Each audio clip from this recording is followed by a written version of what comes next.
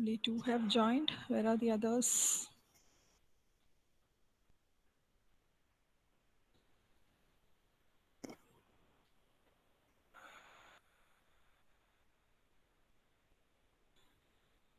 Yes, answer your attendance. Afla,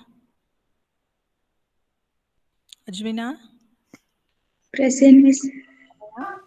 Present, Miss. Atulya, Atulya, Drishya, Jyotish, Karthik, Kavya, Present, Miss. Nachiketas, Neeraj, Neeraj, Rangeet, Present, Miss. Vaishna, Present, Miss. Vaishna is there. Present, Miss. Okay. Vaishnav, Anjali, Shruti.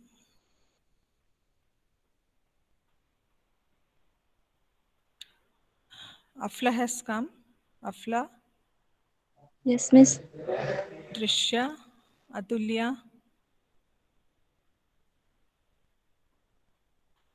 Present, Miss. who? Who has told present now?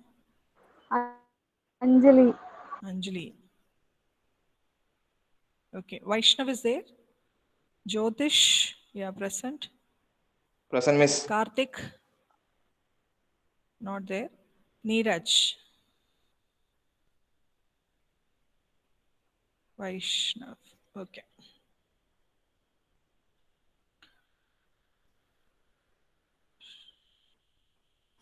Right.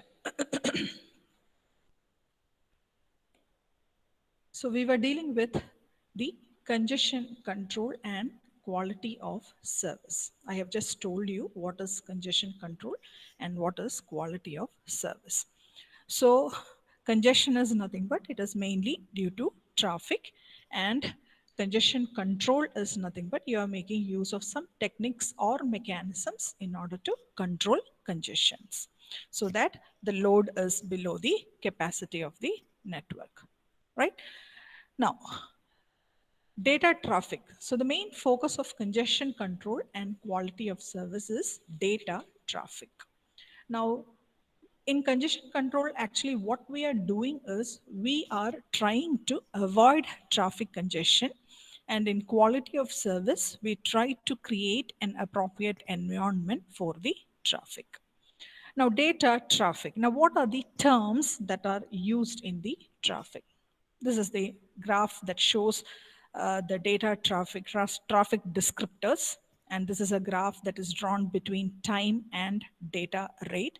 Here you have got various parameters, like the first one is called it as the peak data rate. Now, peak data rate is called it as the maximum data rate. Maximum data rate of the traffic, and it is denoted at the topmost line, that will denote the peak data rate. Now the second parameter is called it as the average data rate. The average data rate means the average of this one, that is equal to, you can tell that it is the total amount of data, total amount of data divided by time. That is the average data rate. It is the total amount of data divided by time. And that is represented here. This is the average data rate. Now you have the another parameter called the maximum burst size. Maximum burst size. Maximum burst size is nothing but it is the maximum length of time that the traffic is generated at the peak rate, right? Maximum traffic that is being generated at the peak rate. So these are the three parameters that are used to the terms that are used in the traffic. One is the peak data rate. Peak data rate is nothing but it is the maximum data rate of the traffic. Second one is the average data rate, that is equal to the total amount of data divided by time. And the third field is the maximum burst size. It is the maximum length of time that the traffic is generated at the peak rate. Okay, now you have also got another parameter called effective bandwidth. Effective bandwidth. So effective bandwidth is nothing but it is the the network, they require some bandwidth, right, for the flow of traffic, and that is called it as the effective bandwidth. So the bandwidth that the network needs to allocate for the flow of traffic. Understanding? These are some of the terms that are used in the data traffic: peak data rate, average data rate, effective bandwidth, and the maximum burst size. Right? Now, you have got some traffic profiles also. The meaning is data flow can have one of the three traffic profiles. The first profile is called it as the constant bit rate. In short, you will tell it as CBR, constant bit rate, or you can tell it as fixed rate. So here you can just see in the diagram here, the traffic model, it has a data rate that is not changing. It is just fixed, right? It is just being a constant for some time, right? So it has the data rate that does not change. Now, what happens about the average data rate and the peak data rate in this type of traffic profile? Now, here, the average data rate as well as the peak data rate is remaining the same. Both are the same here.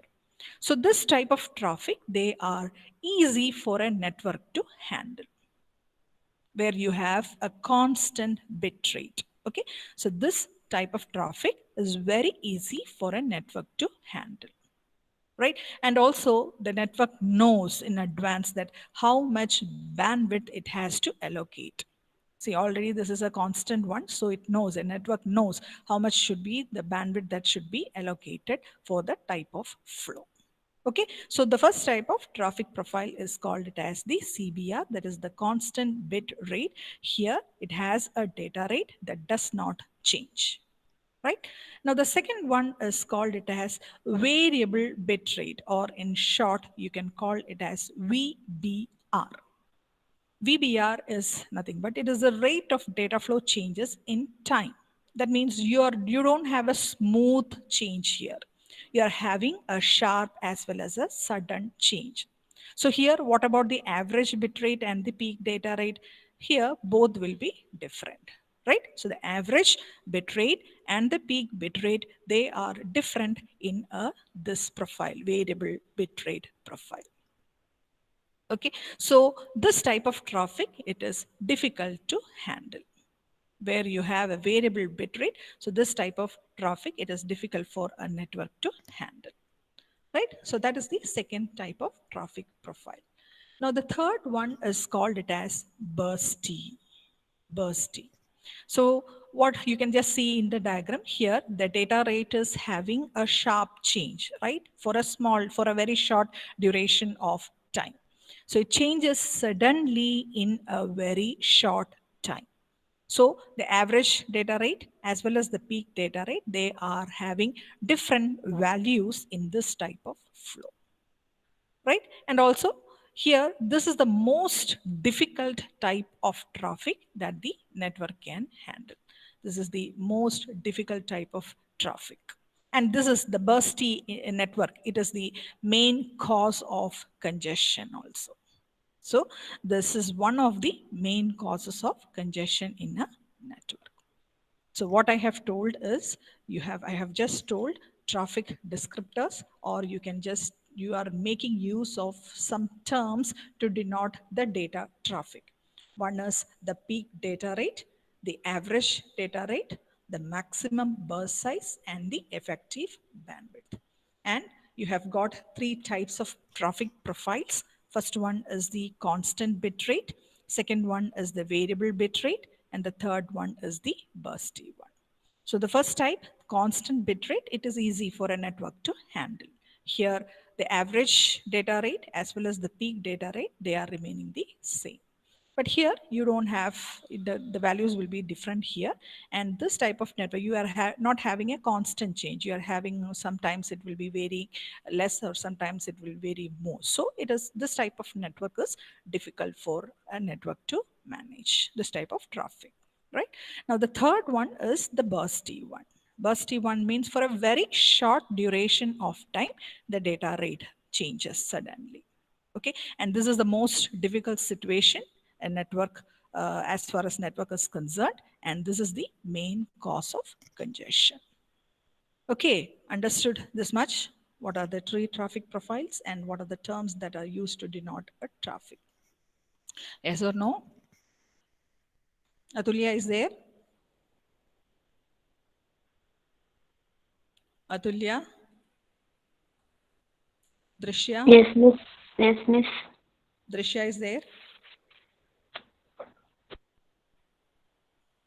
No. Then Karthik is not there. Neeraj is not there. Vaishnav is not there. Right. Okay, understood this much. What are the traffic descriptors and traffic profiles? Yes or no? Yes. Yes. Okay. Now, just we will move on with in detail with the congestion topic. Now, congestion usually happens in any system that involves waiting. You might have seen congestion on roads. Now, what is the reason for congestion on roads? When you are having an abnormality in the flow, such as suppose an accident takes place during the rush hour, then the traffic gets blocked. Similarly, when you are considering a network, the routers and the switches, they will have queues, right? So that is the main reason for routers and switches will have a long queue and you won't be able to deliver the packet for processing. And that results in congestion, right? So that is what it is just written. This is the definition of congestion. Congestion in a network may occur if the load on the network, load in the sense that is nothing but the number of packets sent to the network, right? If it is greater than the capacity of the network, capacity means the number of packets that the network can handle, and that is called it as congestion. And you are making use of some techniques to make the load below the capacity, right? Now, consider this as a packet switched network. You have got various nodes, right? Now, I will just tell what is the reason for congestion. So this is a packet switched network. Now coming, you consider this a closer node. You just assume, I am just assuming this as my node 1, right? This as my node 1. Now, if I'm considering this node 1, how many links is, if it is going through this node 1, through this node 1, how many links are going? You are having, one is going to A, one is going to 2, one is going to 4, and one is going to 3, right? And also you have got a storage that is denoted it as S. Okay, so storage is nothing but it is used to maintain queues. The meaning is, see, each link you are having an input queue and an output queue. Just draw it all down. Input queue and an output queue. Here also you will have an input queue and an output queue. Sorry, this opposite. You are having an input queue, right? And an output queue. Here also you have an input queue and an output queue. The meaning is each of these queues, they are filled with packets. Okay, what I have told is I have just assumed node 1 in from this packet switch network. Here you can see 4 links are connected from this node 1, one towards A, one towards 2, and one towards 3, and one towards 4. And you are having a storage also. Storage is nothing but it is used to maintain queue. Queues, I have told you, you have got an input queue as well as an output queue. That is, the meaning is it is used to store the packets, right? So the queues are used to store the packets, right? And, or you can tell it as buffer also, right? So the packets are stored at these buffers before they get transmitted through the links. Okay, now assume you have got certain packets in this queue, only few packets in this queue, right? Now what happens in the normal condition? In normal situation, when you are considering, when a packet is introduced to a network, now what happens? It gets delivered to the destination. If the network is not heavily loaded, you're having an input queue, you are having an output queue, there is not much rush in that queue. So in normal condition, whenever you are having a packet to deliver, what it will do, it will be introduced into the network first, and then it will be delivered to the destination. Wherever it has to be delivered, it will be reaching the destination if the network is not heavily loaded. The meaning is the packets that is entered. Suppose if you have your station node is, your source node is, source node is A, right? So all the packets that are entered from the station A into the network, what happens? Initially, it will be stored in that buffer, right? And then it is sent to the output link. That means it gets transmitted to the destination, right? So this is the first situation what I am considering. When you want to deliver a packet, suppose this is the source host, you want to deliver a network, first it will reach the network where you have input queue and output queue, or you can call it as buffers, where the packets get stored. And if it is not loaded much, it is not, if it is not heavily loaded, then the packet will be reaching to the correct destination. Right. Now, what happens when the traffic increases suddenly? Or what happens when the packet arrives in a faster manner? So what you can tell that the data communication is bursty in nature now. So you are having a packet that is reaching very fast manner. So the data communication network is, you can call it as, it is bursty in nature. So what happens in that case? The load increases suddenly for a short period of time, right? If it is bursty, I have told the load or the data rate, it is increasing for a shorter period of time. Now, what happens in such a situation, right? So you can have, I will analyze one just situation. So what happens when a packet is coming in a faster manner? So you can just assume that the buffer gets filled, right? Get filled up, and you don't have any more storage to store the packets. So what will happen? The packets get discarded. So the packet gets discarded. That is, the meaning is when the buffer gets filled, there is no empty space for storage.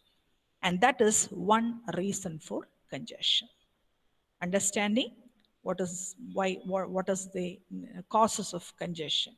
Once, if the data is coming in a faster manner, or the network, if it is bursty in nature, the buffer gets filled up and you don't have an empty space for storage. So the packets get discarded, and that results in congestion. Right? Now, what happens when you are having a big queue? Suppose this is your output queue. Assume this as your output queue, and if you having a long big queue here in this output node. So what is happening if you are considering a packet that is to the last of this queue? If a particular packet, if I'm considering, this packet is taking very long time to reach the front of the queue, right? So the packet is taking very long time to reach the front of the queue. The meaning is it is spending more time in the buffer. So what happens as a result, if it is spending more time, means delay is increased, right? Now what happens when delay is increased? The source node is not getting any acknowledgement, right?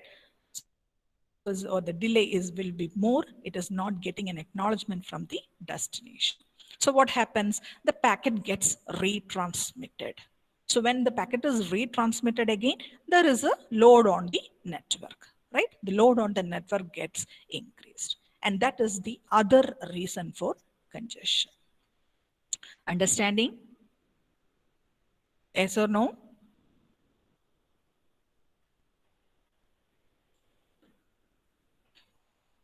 Hello? Understanding. Somebody should answer. Understanding now? Yes. Yes, okay. So what I told is what I'm telling is what are the causes of congestion. The first cause is the buffer gets filled, you don't have a empty space there. So the packets get discarded. That is one reason, right? Now the second reason is you are having a big queue here. The output queue is very big. So the packet, if I'm considering the last packet which is in the queue, it is taking long time to reach the front of the queue and delivered to the destination. So what happens, since it is not processed, what the sender node, it is not receiving any acknowledgement. So delay is increased there. So in that cases, the packets, once it is not getting the acknowledgement within the timeout value, the packets are retransmitted, right? And as a result, the load on the network gets increased. Okay, so that is also a reason for congestion. Now, there are other reasons also for congestion. Suppose you are having a very large buffer, right? It also cannot prevent congestion. If you are having a large buffer storage also, that is also not able to prevent congestion. Now, what is the reason for that? That is due to you will be having delay there, you will be having delay there, you will be having timeout, and you will be having retransmission there. So the meaning is, if you have a large buffer space, the size of the queue is getting increased. The queue size is getting increased. So the packet, the reason what I told, the packet at the end of the queue is taking a very long time to reach the front of the queue. And that leads to timeout, right? And that is also a reason for congestion. Because of delay, because of timeout, and the retransmission takes place, right? So you are taking a long time to process the packet. Now, the other cause of congestion is low bandwidth lines. The other possibility is low bandwidth lines may lead to congestion. Now, what is the meaning of that? Now, you know, network will have many links and they will carry a different data rates, or they are having different line capacities. So what happens if you are having a low bandwidth? Low bandwidth leads to congestion. So the meaning is buffer size is increased and the packet may not get delivered there. Okay, so in all together, I can tell that because of overload, delay increases and the network is not able to handle the packet it receives. So the packet are not delivered or it gets discarded, and that leads to congestion. Okay, understanding what are the various causes of congestion? Maybe the buffer space is empty, or you have having a large buffer space, or if you are considering a long queue, the packet is not delivered due to retransmissions, delay, as well as the timeout value. And also the other reason is low bandwidth. Okay, so these are some of the effects, causes of congestion. Why congestion happens in a network. Understood? What is congestion and what are the common causes of congestion? Yes or no? Yes. Yes. Okay. So what concept I have told is shown in a diagram. You have a router here. This is here the same thing, router. You have an input queue and you have an output queue also. For each interface you have got, right? So this is one interface, second interface, third interface. So you have input queue as well as output queue. So when a packet is arriving at the incoming interface, what happens here? It undergoes 3 steps. 3 steps are here. Now, the first thing what it is done is, it is put at the end of the input queue. When the packet is arriving, it will be putting it in the end of the input queue. And it is getting, the packet has to be checked. So it will wait for that. Now, the processing module of this router what will happen is it removes the packet from the input queue, right? So the incoming packet, one second. Hello? Class number.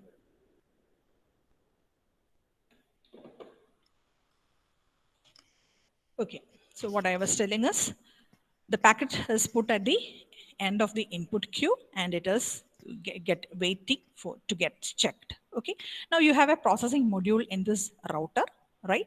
Now what the router will do, it will remove the packet from the input queue once it reaches the front of the queue. Once it reaches the front of the queue, the processing module of the router, it will take that packet, and what it will do, it makes use of its routing table and its destination address to find its route, right?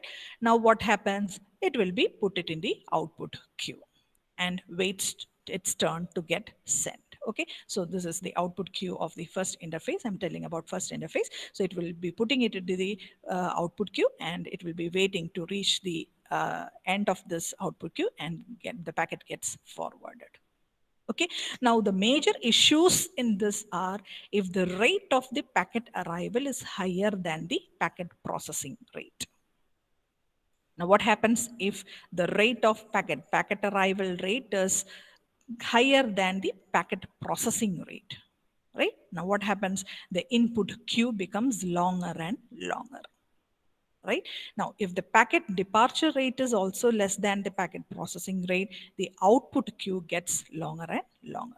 This is what two conditions when the input queue gets longer and output queue gets longer and longer. So if the packet arrival rate is higher than the packet processing rate, then your input queue is getting longer and longer.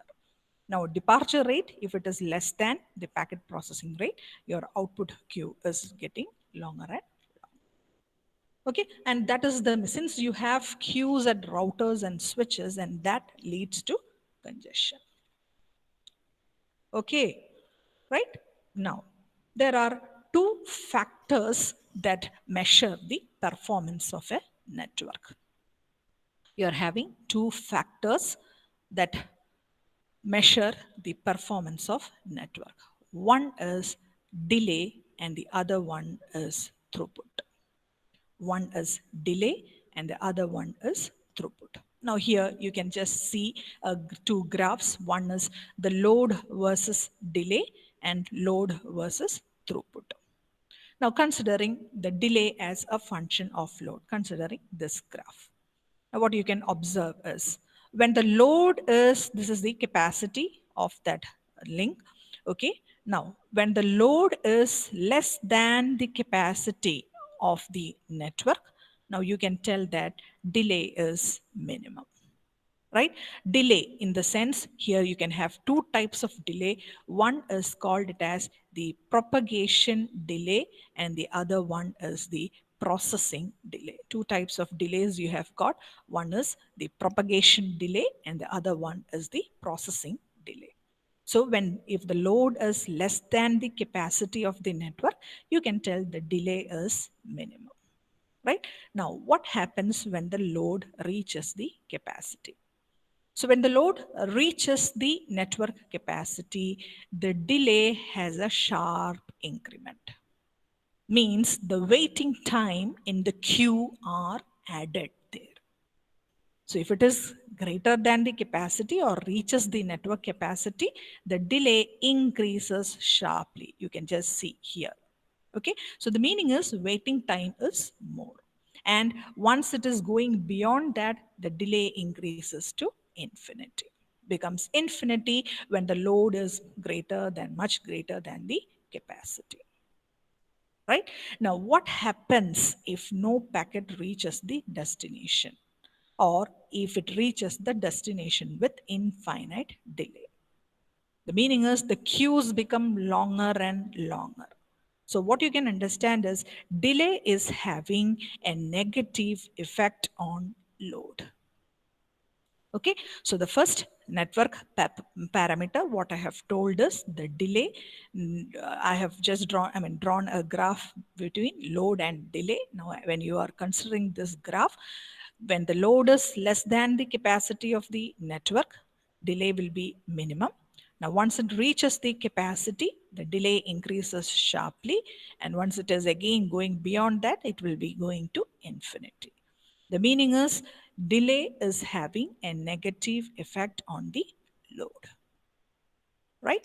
Now, the second part is called it as the throughput versus load.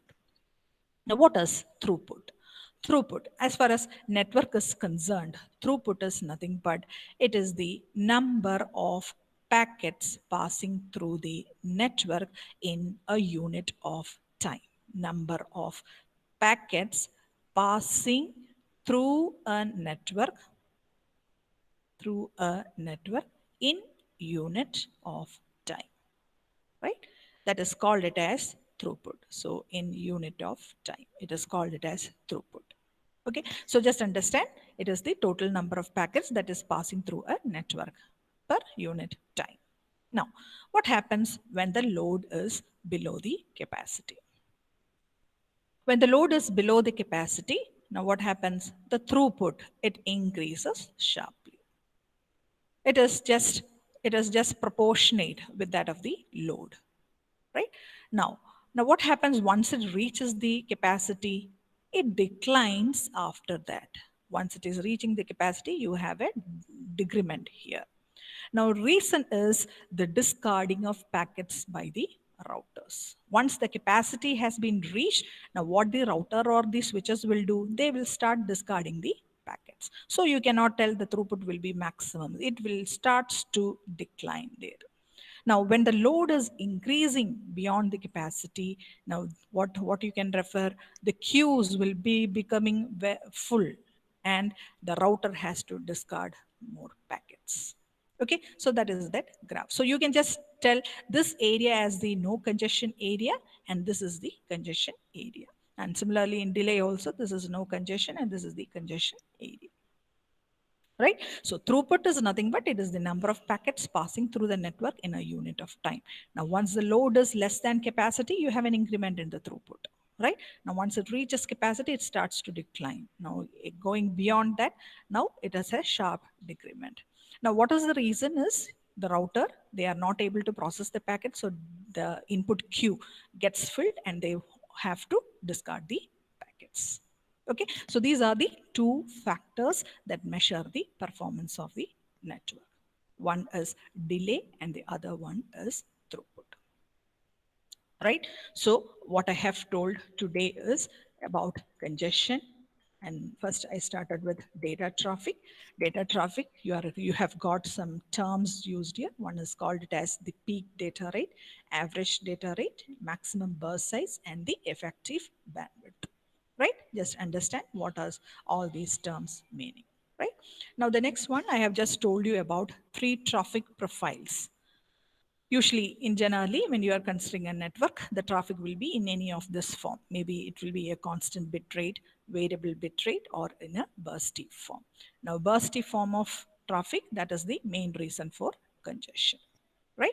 Now, I have told what is a congestion, what are the causes of congestion with respect to this diagram. And also mainly it is due to the queues in the routers and the switches. Now how the packets is processed, I hope you understood. First it will reaches the input queue, then it will be reaching the initial point, then it will be processed by the router, and based on the routing table it is put it in the output queue where it will be going, last it will be put, then it will be reaches to the front and it will be delivered to the destination. Right? And the two parameters that are used to measure the performance of network are the delay and the throughput. And you have to just know how this is varying as a function of load. Delay as a function of load and throughput as a function of load. Understood this much? Yes or no?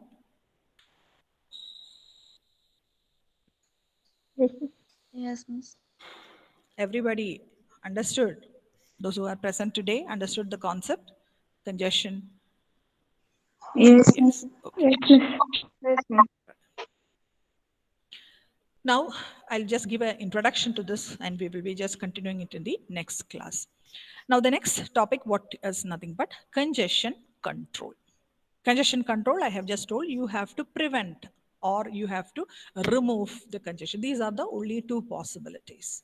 Okay, so congestion control, they refers to techniques and mechanisms that can either prevent congestion before it happens or remove congestion after it has happened. Understanding? Either you have to prevent it before it is happening, or once it has happened, you have to remove that. These are the two possibilities. So generally, congestion control mechanisms, you can divide it into two broad categories. One is called it as the open loop congestion control, where you are preventing it, and for second one is the closed loop congestion control. Closed loop congestion control, once it has happened, you are just removing that.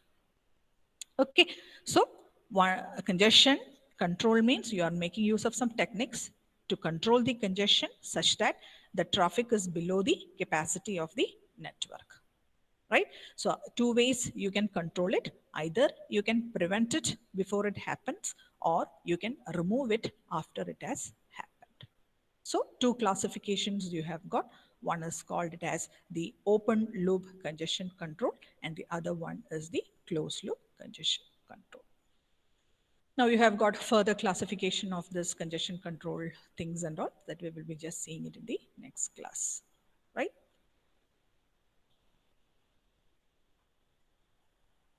Okay. So what I need to tell is regarding your series, prepare well for the series test, refer your question bank, the notes. Actually, I have not scanned the notes, so I have not forwarded it. Today, I'll be just forwarding it. And ദയവേത് assignments കുറച്ച് പേര് mistakes വരുത്തിയിട്ടുണ്ട് അത് time being നിങ്ങൾക്ക് എപ്പോഴാണോ convenient time you can call me ഇന്ന് Drishya is not there now I have told her to call okay then Afla also right Afla and Ajmina can also call today നിങ്ങളുടെ corrections അത് പറഞ്ഞു തരാൻ വേണ്ടിയാണ് ഒരാൾ എഴുതി ബാക്കി എല്ലാവരും അതുപോലെ എഴുതിയിട്ടുണ്ട് ഡോണ്ട് ഡു ഇറ്റ് നിങ്ങൾക്ക് നിങ്ങളുടെ ടെക്സ്റ്റ് ബുക്സ് ഉണ്ട് നിങ്ങളുടെ മെറ്റീരിയൽസ് ഉണ്ട് നിങ്ങൾ തന്നെത്താനെ അത് എഴുതാൻ ശ്രമിക്കുക നെയിം സേക്കിന് വേണ്ടി അസൈൻമെന്റ് സബ്മിറ്റ് ചെയ്തിട്ട് യാതൊരു പ്രയോജനവും ഇല്ല എഴുതുന്നതിനനുസരിച്ച് നിങ്ങൾ പഠിക്കണം അത് റെഫർ ചെയ്ത് എഴുതിയാലേ നിങ്ങളത് പഠിക്കത്തുള്ളൂ since it is very theoretical paper you have to remember the points because ഇപ്പം 4th മൊഡ്യൂളും കഴിഞ്ഞു 5th മൊഡ്യൂളിൽ നിൽക്കുക അല്ലേ സോ ജസ്റ്റ് നിങ്ങൾക്ക് ഓർമ്മയുണ്ടോ ഇതുവരെ എന്താ പഠിച്ചതെന്നുള്ളത് 1 to 4th മൊഡ്യൂൾ സോ അത് ഓർത്തിരിക്കണമെങ്കിൽ നിങ്ങൾ തന്നെ തന്നെ അതിൻ്റെ പോയിന്റ്സ് എഴുതിയെങ്കിൽ മാത്രമേ ഓരോന്നും ഓർത്തിരിക്കാൻ പറ്റത്തുള്ളൂ everything is related here so you cannot ഒരെണ്ണം ചിലപ്പോൾ